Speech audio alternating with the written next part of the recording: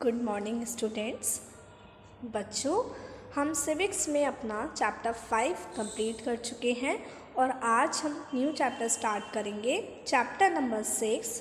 Chapter 6 का name rural administration. क्या है? Rural administration. देखिए, एडमिनिस्ट्रेशन मीन्स क्या होता है?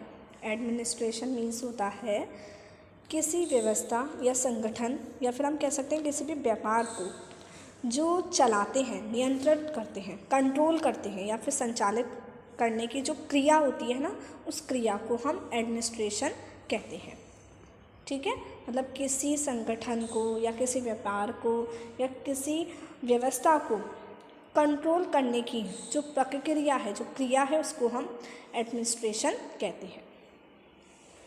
तो यहाँ पर ये जो रूरल एडमिनिस्ट्रेशन है, मतलब हम गांव में जो इन सबको कंट्रोल करने का जो काम है, उस क्रिया को इस चैप्टर में हम पढ़ेंगे। There are more than 6 lakh villages in India, मतलब हमारे भारत में 6 लाख से भी ज़्यादा गांव हैं। Taking care of their needs for water, electricity, road connections is not a small task, मतलब उनकी सारी ज़रूरतों का ध्यान रखना, जैसे पानी है, बिजली है या रोड कनेक्शन है, तो इन सब का ध्यान रखना, इन सब की ज़रूरतों का ध्यान रखना कोई छोटा काम नहीं है। In addition to this, land records have to be maintained and conflicts to need to be dealt with. अब क्या होता है, इसके अलावा यह है कि जो फार्मर्स के पास जो लैंड है, उसको, उसका जो रिकॉर्ड है, उसको भी मेंटेन करना, और कोई भी अगर उनमें झगड़े हो रहे हैं, उस झगड़े को निपटाना भी पड़ता है। तो इसके लिए कोई एक लोग, अगर एक की बात करें, एक बहुत बड़े सिस्टम की ज़रूरत है ना, एक बहुत बड़ा सिस्टम इन चीज़ों को देखता है। ठीक है, इन चीज़ों से निपटता है।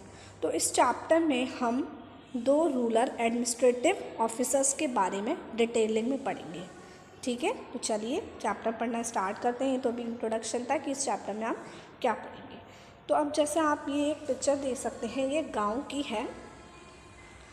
अ क्वेरल इन द विलेज, मतलब क्या हुआ, विलेज में एक झगड़ा हुआ। देखते हैं किसके बीच में झगड़ा हुआ, पढ़ते हैं। मोहन इज़ अ फार्म, मतलब मोहन क्या है, एक फार्मर है। His family owns a small agricultural field, मतलब उसकी जो फैमिली है या उसके पास एक छोटा सा एग्रीकल्चर करने के लिए फील्ड है। Which they have been farming for many years, जिस पे वो कई सालों से क्या कर रहे हैं, खेती कर रहे हैं। Next to his field is Raghu's land. अब क्या हुआ, उसके फील्ड के जस्ट बगल में किसका लैंड है, रघु का लैंड है, रघु की ज़मीन है।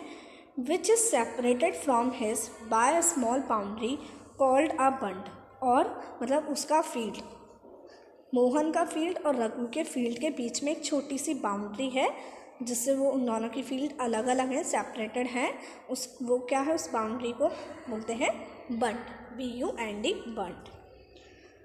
One morning Mohan noticed that Raghu had shifted the bund by a few feet, मतलब एक सुबह क्या हुआ, मोहन ने ये बात नोटिस की कि रघु ने क्या किया है, जो बाउंड्री थी उसको कुछ फीट शिफ्ट कर दिया है।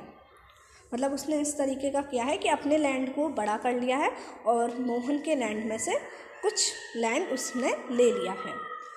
By doing so he had managed to take over some of Mohan's land, मतलब ये करके उसने क्या किया है, ऐसा शिफ्ट कर उसने किया है, मोहन का कुछ लैंड ले लिया है। And increase the size of his own field, और उसने अपने फील्ड का साइज बढ़ा लिया है। Mohan was angry but also a little frightened, मतलब मोहन बहुत गुस्से में था लेकिन थोड़ा सा डरा हुआ भी था। क्यों था, क्योंकि जो रघु की फैमिली थी उनके कई सारे फील्ड थे, और इसके अलावा भी रघु के जो चाचा थे, जो उसके अंकल थे, वो उस गांव के सरपंच थे। तो उसके पास पावर ज़्यादा थी, इसलिए वो थोड़ा सा डरा हुआ भी था कि वो बात कैसे करे, और गुस्सा भी था। But even so he plucked up courage and went to Raghu's house, मतलब क्या हुआ, उसने हिम्मत की और हिम्मत करके वो किसके घर गया, रघु के घर गया। अ हीटेड आर्गूमेंट फॉलो, मतलब बहुत तेज लोग दोनों के बीच में क्या होने लगी, बहस होने लगी। Raghu refused to accept that he had moved the bund, मतलब रघु ने ये एक्सेप्ट करने से मना कर दिया कि उसने जो बाउंड्री है उसको थोड़ा सा शिफ्ट किया। उसने इस बात को माना नहीं, उसने मोहन को झूठा साबित किया। He called one of his helpers and they began shouting at Mohan and beating him up. क्या हुआ, उसने एक अपना हेल्पर बुलाया और हेल्पर को बुलाकर उसने उन मोहन पर, दोनों ने मिलकर, दोनों मोहन के ऊपर बहुत सारे उसने अपने हेल्पर्स बुलाए। वन ऑफ हिज हेल्पर्स, मतलब उसके जो हेल्पर्स थे उसमें से एक को बुलाया और क्या हुआ, वो दोनों मिलकर किस पर चिल्लाने लगे, मोहन पर चिल्लाने लगे और उसे मारने भी लगे। The neighbors heard the commotion and rushed to the spot where Mohan was being beaten up. Commotion means होता है जो शोरगुल आ रहा था, तो जो नेबर्स थे उन्होंने उस शोरगुल को सुना और वहाँ पर जल्दी से पहुँच गए, उस स्पॉट पे भागकर पहुँच गए जहाँ पर मोहन को पीटा जा रहा था।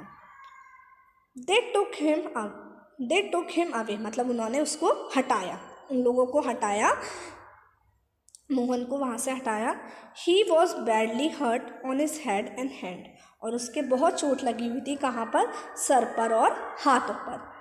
He was given first aid by one of his neighbors, मतलब उसके एक नेबर ने उसको फर्स्ट एड दिया, उसकी पट्टी वगैरह बांधी। His friend who also ran the village post office suggested that they go to the local police station, मतलब उसका एक फ्रेंड था जो विलेज के पोस्ट ऑफिस से भागकर उसके पास आया और उसने उसको सजेशन दिया कि हमें इसके लिए कहाँ जाना चाहिए, पुलिस स्टेशन जाना चाहिए, एंड फाइल अ रिपोर्ट, और एक रिपोर्ट लिखवानी चाहिए। Others were doubtful if this was a good idea because they felt they would waste a lot of money and nothing would come out of it. अब दूसरे थोड़े doubtful थे, वो ये सोच रहे थे कि शायद पता नहीं अच्छा आइडिया हो, क्योंकि पुलिस स्टेशन में जाने पर बहुत सारे पैसे भी खर्च होंगे और ऐसा भी हो सकता है कि इसका कोई रिजल्ट ही ना निकले। Some people said that Raghu's family would have already contacted the police station. अब कुछ फैमिली ने ये बोला, कुछ लोगों ने मतलब ये बोला कि रघु की जो फैमिली है उसने पहले ही पुलिस स्टेशन को कांटेक्ट कर लिया है। After much discussion, it was decided that Mohan would go to the police station along with some of neighbors who had seen the incident. देखो, इतना सारा डिस्कशन होने के बाद क्या हुआ कि ये डिसाइड किया गया कि मोहन कहाँ जाएगा, पुलिस स्टेशन जाएगा और एक रिपोर्ट लिखवाएगा, और किसके साथ जाएगा, अपने कुछ नेबर्स के साथ जाएगा जिन्होंने इस घटना को देखा है, क्योंकि कोई ना कोई गवाह होना चाहिए कि हाँ ऐसा हुआ। तो वो कुछ अपने नेबर्स के साथ कहाँ गया, पुलिस स्टेशन गया। अब देखते हैं पुलिस स्टेशन में क्या हुआ। Area of the police station. On the way to the police station, one of the neighbors asked, "Why don't we spend some more money and go to the main police station in the town?" मतलब जैसे ही वो police station जा रहे थे तो उसी के रास्ते पर उसका एक नेबर बोला कि हम मतलब ऐसा क्यों नहीं करते हैं कि ज़्यादा पैसे खर्च करके हम मेन पुलिस स्टेशन चले जाते हैं जो कहाँ पर है, टाउन में है, कस्बे में है। It is not a question of money. We can register the case only this police station because our village comes in its area of work, explained Mohan. Mohan ने कहा ये कोई पैसे की बात नहीं है या पैसे पे डिपेंड नहीं है कि हम इस पुलिस स्टेशन में कम पैसे लगेंगे और टाउन में जाएंगे तो ज़्यादा पैसे लगेंगे। बात ये है कि हम अपना केस केवल इसी पुलिस स्टेशन में रजिस्टर कर सकते हैं, क्योंकि देखो हर एक एरिया में एक पुलिस स्टेशन होता है, तो उस एरिया में जो भी प्रॉब्लम होती है उसको सॉल्व करने के लिए वो कहाँ, उसी पुलिस स्टेशन जाना पड़ता है। ठीक है, तो वही है कि हमें इसी पुलिस स्टेशन में जाना पड़ेगा, क्योंकि हमारा जो गांव है वो इसी एरिया में आता है। ठीक है, इसी एरिया के पुलिस स्टेशन में आता है, मोहन ने एक्सप्लेन किया। Every police station has an area that comes under its control. मतलब ये है कि हर एक पुलिस स्टेशन का खुद का क्या होता है, अपना एक एरिया होता है जो उसके कंट्रोल में आता है। मतलब कोई भी एरिया है तो उस एरिया का एक पुलिस स्टेशन है, तो उस एरिया में कुछ भी होता है उसकी रिपोर्ट लिखवाने कहाँ जाना पड़ता है, उसी पुलिस स्टेशन में जाना पड़ता है। ठीक है। All persons in that area can report cases और inform the police about any death, accident, injury, fight etcetera. मतलब ये है कि सारे लोगों को जो उस एरिया में रहते हैं वहीं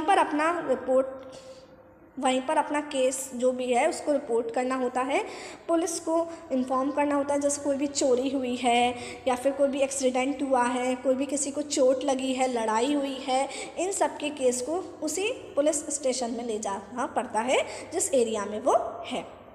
ठीक है। It is the responsibility of the police of that station to inquire, to investigate and take actions on the cases within its area. और ये पुलिस की क्या होती है, जिम्मेदारी होती है। जो भी इस स्टेशन में पुलिस है उनकी ज़िम्मेदारी होती है कि जिस एरिया में वो है उस एरिया में अगर कुछ भी होता है तो उसकी वो इंक्वायरी करें, इन्वेस्टिगेशन करें और उस केस पर वो एक्शंस लें। ठीक है। वो मना नहीं कर सकते कि हम आपके केस को नहीं लिखेंगे, क्योंकि उनका काम ही यही है, उनकी यही जिम्मेदारी है कि अगर उस एरिया में कुछ भी होता है तो वो उस चीज़ की इन्वेस्टिगेशन करें, इंक्वायरी करें और इन्वेस्टिगेशन और इंक्वायरी करने के बाद कोई भी एक्शन वो ले उस केस पर। ठीक है।